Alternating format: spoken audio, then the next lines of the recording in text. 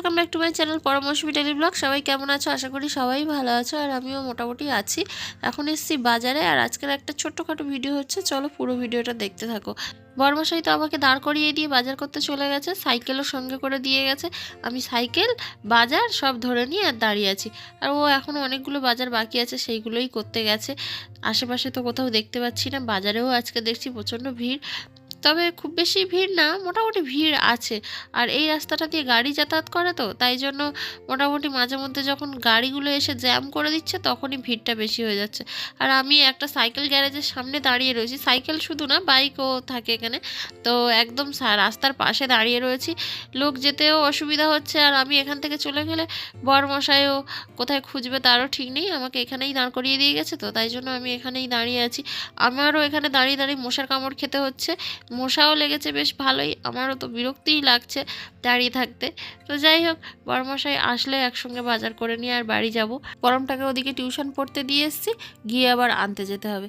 এখন চলে এসেছি স্টুডিওতে, বড়মশাইয়ের একটা পাসপোর্ট সাইজ ফটো লাগবে, তার জন্য স্টুডিওতে এলাম। আর এখানে দেখছি ব্যাংক পার্টি বাজনা যাচ্ছে, হয়তো মন্দিরে কোনো পুজোর ঘর তুলতে যাচ্ছে, না হলে বিয়ের কোনো ঘর তুলতে যাচ্ছে, জানি না। কলসি নিয়ে যাচ্ছে দেখতে পেলাম, তাই দেখালাম তোমাদের।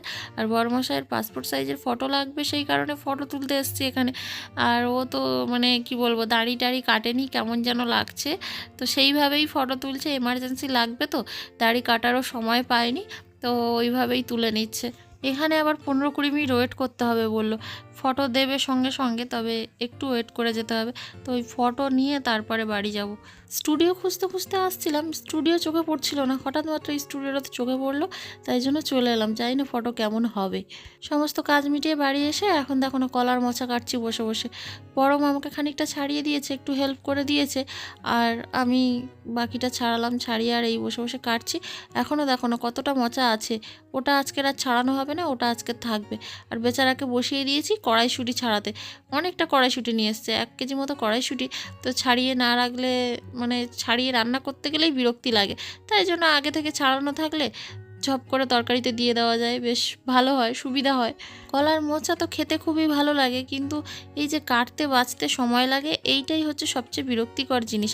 তো আজকের কলার মোচা রান্না করব ডাল দিয়ে। আমার হাতের অবস্থা দেখতে পাচ্ছ কি হয়ে গেছে।